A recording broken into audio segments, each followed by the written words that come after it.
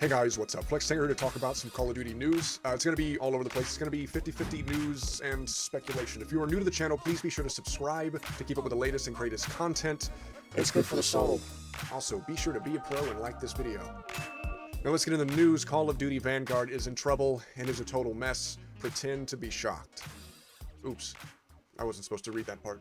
This is being reported by a few people, most notably Tom Henderson. So Sledgehammer was given less time to work on Call of Duty Vanguard than the allotted time for production on Black Ops Cold War. Also, when Treyarch got a hold of Black Ops Cold War, they had a ton of assets already in development to either use or not use, all of which came from Sledgehammer when Treyarch kind of hijacked their game.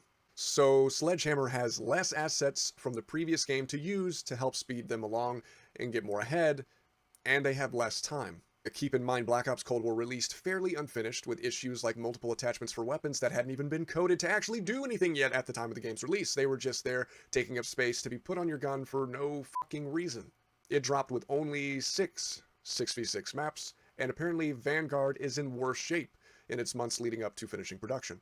There's probably a lot of back and forth on decision making, like, do we choose to make it more like a World War II shooter with less attachments and less guns so that it will be easy to balance, or do we put a plethora of guns we will never be able to cohesively balance with a whole bunch of ridiculous attachments that people never fucking used back in the day, all for the sake of microtransactions, and see if we can milk people for as much money as possible, even at the expense of this game performing well overall.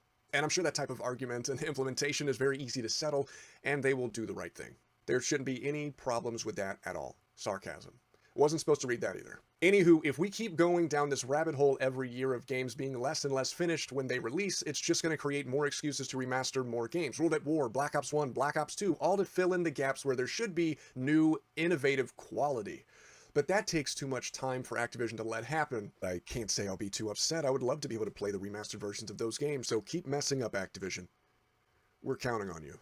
Next up, I want to talk about the SOAP bundle that's been leaked, has been ready for months, and wasn't released with the last content drop of Modern Warfare, so it's obviously being held onto for something special.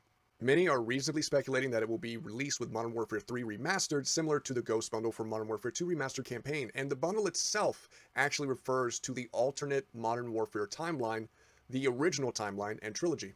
It says, quote, pay homage to all possible Call of Duty timelines. But an interesting theory I want to talk about is that it's not related to Modern Warfare 3, that it could possibly be set to release with something related to Modern Warfare 2 Remastered. They put a lot of emphasis on the snow and the ice, referring to an iconic mission with SOAP in Modern Warfare 2. They also have a Modern Warfare 2 character from that mission with ice picks as a charm for your weapon. Considering he also dies at the beginning of Modern Warfare 3, it makes even more sense that he is actually tied to something new releasing for Modern Warfare 2 Remastered, not necessarily Modern Warfare 3, if tied to anything remastered at all. Could be multiplayer, but remember, we also haven't got Spec Ops yet. And as great as it would be to have Spec Ops and multiplayer, it would also be a mega cock tease for just the Spec Ops to be released, with us waiting even longer for multiplayer, which sounds right up Activision's alley. Now, of course, hopefully we get multiplayer in Spec Ops if something does drop and all is right with the world, but if something is releasing for Modern Warfare 2 Remastered, we have more doomsday speculation that it will 100% not be multiplayer.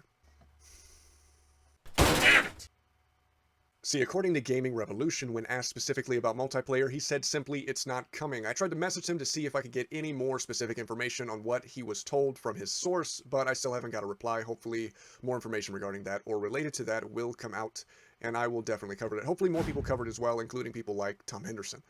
We're just gonna have to wait and see. That's it for this video. Please comment down below. Please like this video. Keep the conversation going, and I will catch you guys next time.